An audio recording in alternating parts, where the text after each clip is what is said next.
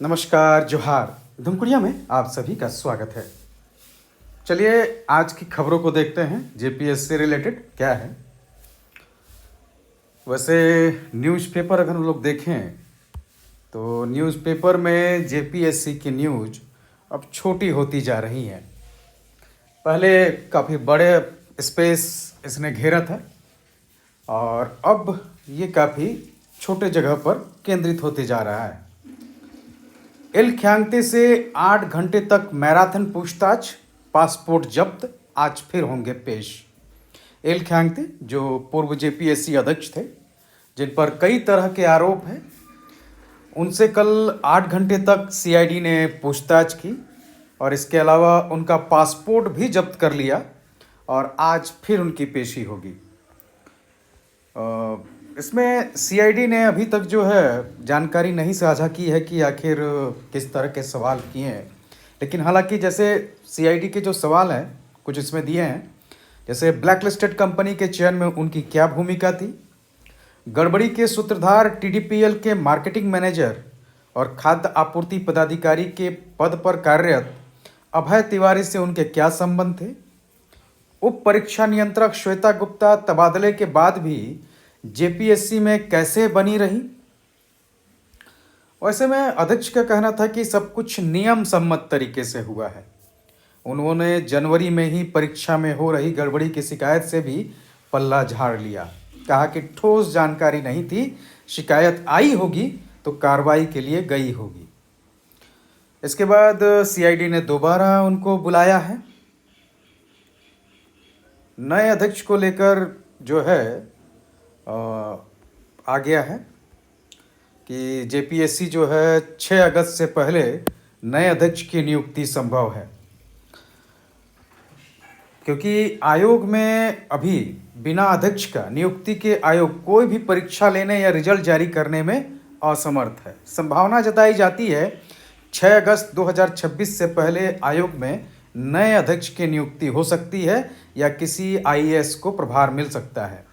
इसके लिए सरकार की तरफ से मंथन भी चल रहा है और डॉक्टर नीलिमा करकेट्टा का कार्यकाल समाप्त जो हुआ था पिछला, उनके बाद जो है 5 महीने तक अध्यक्ष की पद कुर्सी खाली थी। उसके बाद जो है पूर्व मुख्य सचिव जो अभी वर्तमान पूर्व जेपीएससी अध्यक्ष हैं एल ख्यांगते, उन्होंने अध्यक्ष पद संभाला था। उसके लिए भी स्टूडेंट्स ने काफ़ी जोर लगाया था, आंदोलन किया था। तो आयोग के नए अध्यक्ष पद के लिए आईएएस, आईपीएस या आईएफएस की नियुक्ति के लिए योग्य व्यक्ति का तलाश किया जा रहा है और 6 अगस्त से मॉनसून सत्र आरंभ होने से पहले अध्यक्ष की नियुक्ति होने या प्रभार देने की संभावना है, क्योंकि सत्र में जो मॉनसून सत्र होगा विधानसभा का, उसमें भी इस बात को लेकर है कि ये बातें उठे, जेपीएससी का मुद्दा विपक्ष द्वारा उठाया जाए। लेकिन अब सवाल एक बहुत बड़ा है स्टूडेंट्स के मन में कि जितनी भी परीक्षाएं टीडीपीएल के द्वारा की गई हैं और जिसका अभी फाइनल रिजल्ट नहीं आया है, क्या उसका मेंस आगे होगा या फिर पीटी सारे रद्द होंगे, मतलब फिर से प्रक्रिया शुरू की जाएगी। तो अभी ये सवाल बना हुआ है और संभावनाएं कई चीज़ों को लेकर है। मतलब पहले तो कई चीज़ें लग रही थी कि शायद सबके पीटी रद्द होंगे, लेकिन शायद अब उसकी संभावना थोड़ी कम हो रही है। 14 जेपीएससी पीटी को लेकर जिनकी पीटी हुई है वो दोबारा हो जाए, लेकिन एफआरओ एसीएफ को लेकर शायद उसकी प्रक्रिया को आगे बढ़ाया जाए। हाँ, जो आपका 14 जेपीएससी हो गया और जिसके कुछ सबूत मिले हैं या जिसके न्यूज़पेपर्स में आए हैं, उसको लेकर भी अभी क्या बनेगा ये कहना बड़ा मुश्किल है इसको लेकर। और नए अध्यक्ष आने के बाद फिर से प्रक्रिया नई से शुरू की जाती है या फिर से पुराने तरीके से, ये भी अभी कहना बड़ा मुश्किल काम है। तो 6 अगस्त से जो है चेयरमैन की संभावना है कि 6 अगस्त तक नियुक्ति हो जाए। बाकी आंदोलन जैसे आज शुरू हुआ है, उनका डिमांड, पहला डिमांड जैसे होना चाहिए कि सभी एग्ज़ाम जो भी इस कंपनी के द्वारा किए गए जा रहे हैं वो रद्द हो। पहले किसी भी जांच से कोई विशेष आउटपुट मिलेगा ऐसा बिल्कुल नहीं है, क्योंकि वो लॉन्ग टर्म प्रक्रिया है। शॉर्ट टर्म में क्या अचीव किया जा सकता है ये देखना बड़ी बात होगी। क्योंकि आंदोलन लंबे समय तक नहीं चलाए जा सकते हैं। उसके लिए रिसोर्स बहुत ज़्यादा चाहिए। जैसे किसान आंदोलन करीब 1 साल तक चला था, लेकिन उनके पास रिसोर्स थे। छात्र आंदोलन उतने लंबे समय तक चल नहीं सकते हैं, खासकर झारखंड में रिसोर्स की काफ़ी कमी होती है। तो इसके अलावा जागरण में, भास्कर में जो न्यूज़ दिया है, इसमें भी मतलब पढ़ने के बाद आपको खुद ही पता चलेगा कि क्या चीज़ें चल रही हैं। जैसे 5 व्यक्तियों को जो रिमांड पर लिया था सीआईडी, वो आपका ख़त्म हो जाएगा रिमांड आज। उसके अलावा 3 आरोपी का फिर से कस्टडी मिलेगा, और ये तीनों भी टीडीपीएल कंपनी के कर्मचारी हैं, हेमंत वर्मा, प्रदीप कुमार सिंह और संजय कुमार। अब क्या है कि जो देखिए, अब ये जो भास्कर में जो दिया है कि जो सीआईडी पूछताछ कर रही थी एल ख्यांगते को लेकर, तो इसने साफ साफ लिखा है कि हालांकि ख्यांगते ने सीआईडी के अधिकतर सवालों के जवाब दिए, और कुछ सवालों के जवाब के लिए सीआईडी ने जेपीएससी की तत्कालीन उप परीक्षा नियंत्रक श्वेता गुप्ता के सामने बैठाकर भी पूछताछ की। टीडीपीएल के चयन और टेंडर प्रक्रिया से जुड़े सवालों पर भी दोनों से एक साथ जवाब मांगे गए, ताकि बयानों का मिलान किया जा सके। तो जहां एक और मतलब संतुष्ट नहीं है सीआईडी कुछ को लेकर, लेकिन ख्यांगते साहब ने सभी सवालों के जवाब दिए। एक बड़ा इंटरेस्टिंग बात ये आता है कि जैसे अगर किंगपिन अभय कुमार तिवारी है, 5 लाख रुपए जैसे उसके यहाँ मिले थे, तो क्या सिर्फ 5 लाख रुपए ही, मतलब सिर्फ एक ही स्टूडेंट्स का ये कुछ था? और अगर दूसरे स्टूडेंट्स की भी डॉक्यूमेंट या चेक या कुछ इस तरह की चीज़ें मिली हैं, तो अभी तक उन स्टूडेंट्स के साथ गिरफ्तारी क्यों नहीं हो रही है, उनके साथ पूछताछ क्यों नहीं हो रही है, जिनके भी डॉक्यूमेंट मिले हैं? क्योंकि अगर बड़े पैमाने पर सबूत मिलते हैं तो बड़े पैमाने पर गिरफ्तारियां भी हो सकती थी।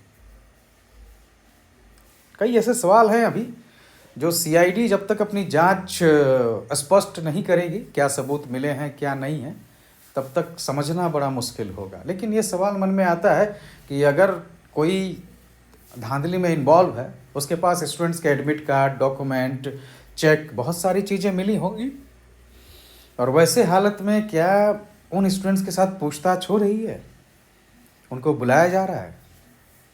क्योंकि वो भी तो सबूत के तौर पर हैं, गवाह बनेंगे। तो ऐसे मतलब अगर ऐसी हालत में बड़े पैमाने पर गिरफ्तारियां हो सकती थी, जो कि हो नहीं रहा है। तो कई चीज़ें हैं, शक के घेरे में हैं। अब इसमें जहां हिंदुस्तान में लिखता है कि नए अध्यक्ष 6 अगस्त तक बन सकते हैं, वहीं इस पर प्रभार को लेकर लिखा है कि प्रभार को लेकर पेच है, क्योंकि तीनों सदस्यों की ज्वाइनिंग का दिन एक ही और समय एक ही है। तो ऐसे हालत में किसको सुपीरियर मानकर या वरिष्ठ मानकर प्रभार दिया जाए? क्योंकि तीनों जो मेंबर्स अभी हैं, वो तीनों मेंबर्स एक साथ ही ज्वाइन किए थे एक ही दिन। वैसे ये स्थिति उस समय भी बनी थी जब पूर्व चेयरमैन अमिताभ चौधरी, उनका कार्यकाल खत्म हो गया था। इन तीनों सदस्यों में एक की सदस्यता अक्टूबर में खत्म हो जाएगी, बाकी 2 अगले साल पूरे होंगे। अभी कई ऐसे सवाल हैं जिनके कोई जवाब नहीं है, और वो प्रभात खबर का न्यूज़ था कि नए अध्यक्ष का नियुक्ति 6 अगस्त तक हो सकता है। सरकार उस पर सोच रही है। हिंदुस्तान में भी एल ख्यांगते के पासपोर्ट जब्त और 8 घंटे लंबी पूछताछ के बारे में जिक्र दिया गया है। लेकिन इन सब के बावजूद सीआईडी उसको प्रूव क्या मिला, क्या चीज़ें सामने आई? क्योंकि क्या सिर्फ 3 लोग, 4 लोग या 10 लोग इसमें इन्वॉल्व थे? बड़े पैमाने पर जो अगर धांधलियाँ हुई हैं, उनके सबूत मिले हैं, तो उसके आधार पर उन लोगों की गिरफ्तारी क्यों नहीं हो रही है जो इसमें इन्वॉल्व रहे हैं, जिन्होंने पैसा दिया है, जिन्होंने डॉक्यूमेंट दिया है, जिन्होंने अपने ओएमआर सीट जो है वो बदलवाए हैं। जब तक ये सारी चीज़ें क्लियर नहीं होंगी तब तक कुछ भी स्पष्ट नहीं हो पाएगा और जांच कानूनी रूप से कमज़ोर हो जाएगी। तो क्या चल रहा है सीआईडी जांच में, किस तरह से, ये कहना मुश्किल है। अब इसी आधार पर तय होगा कि आपका ये जेपीएससी, पीटी, बैकलॉग ये सब रद्द होंगे कि नहीं होंगे। क्योंकि अगर कोई सबूत नहीं मिलते हैं या उस तरह के पुख्ता सबूत नहीं मिलते हैं, तथाकथित पुख्ता सबूत अगर नहीं मिलते हैं, तो वैसे हालत में एग्ज़ाम रद्द होने की संभावना कम हो जाएगी और आगामी आने वाले 2 से 3 माह में मेंस की संभावना बढ़ जाएगी उस हालत में। तो वो देखा जाता है क्या है। बाकी आंदोलन छात्रों का, उनका पहला डिमांड होना चाहिए कि सभी एग्ज़ाम सबसे पहले रद्द हो। ये पहला डिमांड। सीबीआई जांच, वो कोई भी जांच हो, सीबीआई हो, सीआईडी हो, ईडी हो, हर कोई भी जांच स्टूडेंट्स नहीं करने वाले हैं ना, सब कोई वहाँ ईमानदार लोग बैठे हुए हैं। हर जांच का हाल देखा जा चुका है। तो तात्कालिक रूप से आपको क्या मिल सकता है? तात्कालिक रूप से आपको सारे एग्ज़ाम दोबारा मिल सकते हैं। पूरा जेपीएससी का एक बार काया पलट की संभावना व्यक्त की जा सकती है कि सब अधिकारी बदल दिए जाए, कर्मचारी। तीसरा उम्र सीमा में छूट को लेकर मांग की जा सकती है, क्योंकि 2018 फिर उसको 2022 सीधे कर दिया गया था। या फिर उम्र सीमा को अधिकतम 40 साल करवाया जा सकता है और 2022 के बाद लगातार उसमें धीरे धीरे गिरावट लाने की बात की जा सकती है, ताकि जो ये धांधलियों में उम्र जो खर्च हो रहा है उसमें कुछ तो लाभ मिले यहाँ के स्टूडेंट्स को। तीसरा, जो अभी कानून बना है 2023 का परीक्षा अधिनियम को लेकर झारखंड में, उसमें 6 माह का समय सीमा तय कर दिया जाना चाहिए कि पकड़ाने से लेके जांच पूरी होने के सज़ा देने तक का वो समय सीमा तय रहे, वो ज़रूरी है। बाकी सीबीआई जांच हो, आप सीआईडी की जांच करें, कोई फ़र्क नहीं पड़ता उससे। क्योंकि अगर राजनीतिक इच्छा शक्ति रहेगी और प्रशासनिक ईमानदारी, तभी जाकर सज़ा हो पाएगा। अदरवाइज़ बहुत मुश्किल है आज के समय में सज़ा दिलाना। कुछ लोगों को बलि का बकरा बनाया जा सकता है, लेकिन पूरा नेक्सस शायद पकड़ पाना बड़ा मुश्किल काम है। इसलिए स्टूडेंट्स को अपनी डिमांड उन चीज़ों पर फोकस करनी चाहिए जो तात्कालिक लाभ दें उनको। जैसे पूरे जेपीएससी की आप कह सकते हैं कि एक ही बार जो है सारे स्टाफ बदल दिए जाए, ये संभावना है। सारे मेंबर्स, सारे अध्यक्ष, सब कुछ जो है वो बदल दिया जाए एक बार में। कुछ हद तक जो है वो सारी चीज़ें अगर इस तरह से होता है तो आने वाले समय में कम से कम अकाउंटेबिलिटी तय होगी। और जहाँ तक सज़ा को लेकर है, सज़ा तो कई ऐसे मामले हैं जिसमें आज भी पेंडिंग है। जेपीएससी फर्स्ट सेकंड सीबीआई जांच कर रही है, लेकिन क्या मिला? कुछ नहीं। सीआईडी के जांच के भी वही हाल है। तो इसलिए जांच पे बहुत ज़्यादा भरोसा करना बड़ा मुश्किल काम है आज के समय में, क्योंकि लॉन्ग टर्म में सरकार पर प्रेशर, प्रशासन पर प्रेशर, सब कम हो जाता है और यहाँ कोई भी ईमानदारी की मिसाल नहीं है। तो ये भी समस्या है। इसलिए तात्कालिक लाभ जो मिल सकते हैं, जिनसे थोड़ा बहुत सुधार की संभावनाएं बन सकती हैं, तो उस पर जोर देने की ज़रूरत है। क्योंकि उसी के आधार पर आगे आने वाले समय में, जैसे जिनके डॉक्यूमेंट्स मिले हैं, चेक मिले हैं, जिन स्टूडेंट्स को, उनको सार्वजनिक किया जाना चाहिए, ताकि आम पब्लिक डरे कि अगली बार से अगर पैसा देते हैं, पकड़ाता है, तो मेरा नाम सार्वजनिक हो जाएगा, लोगों को पता चल जाएगा। तो इस तरह की चीज़ें की जानी चाहिए सरकार को। अदरवाइज़ अगर डर व्याप्त नहीं होगा तो ईमानदार लोग भी डर जाएंगे। चोरों में डर ना होगा तो ईमानदार लोग डर जाएंगे। कोई एक तो डरेगा, तो कार्रवाई नहीं होगी तो ईमानदारों को डर होगा। तो इसलिए स्टूडेंट्स को अपने तात्कालिक डिमांड पर बात करनी चाहिए, सरकार पर भरोसा जताकर उनको प्रोत्साहित करना चाहिए कार्रवाई के लिए, क्योंकि अंततः काम तो सरकार को करना है, विपक्ष आकर करने वाली है नहीं। अगर बीजेपी इतनी इंटरेस्टेड है तो वो ईडी की जांच क्यों नहीं बिठाती है इस पर? ईडी तो मनी लॉन्ड्रिंग है, तो इसमें ईडी का एंट्री हो सकता है, लेकिन बीजेपी नहीं कर रही है क्योंकि उसको राजनीति करना है। तो सरकार जो भी रहेगी, जब भी अगर सेंट्रल की गवर्नमेंट है तो मोदी सरकार को ही करना था। उसमें विपक्ष की कांग्रेस सरकार नहीं कर सकती थी, वो सिर्फ सपोर्ट कर सकती थी बाहर से। अगर उसको इतना ही इंटरेस्ट था पेपर लीक में लेकर, तो अपने राज्यों में उसको नया सिस्टम बनाना चाहिए, कांग्रेस ये सबको, विपक्ष को।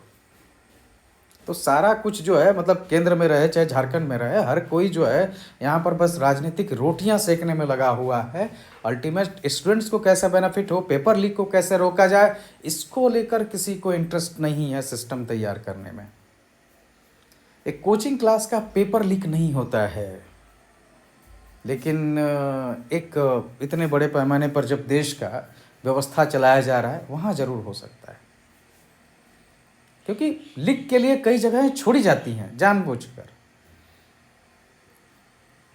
आजकल जो ऑनलाइन एग्ज़ाम होते हैं, तो मतलब आपका सर्वर हैक करके या सेंटर पूरी तरह से सेट करके ये बड़ा एक फ्रॉड बन गया है।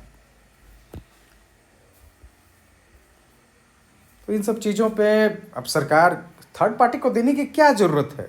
किसी भी थर्ड पार्टी को देने की ज़रूरत ही क्या है? किसी दूसरे एजेंसी को देने की क्या गवर्नमेंट सेक्टर से बेहतर काम कर सकती है प्राइवेट सेक्टर?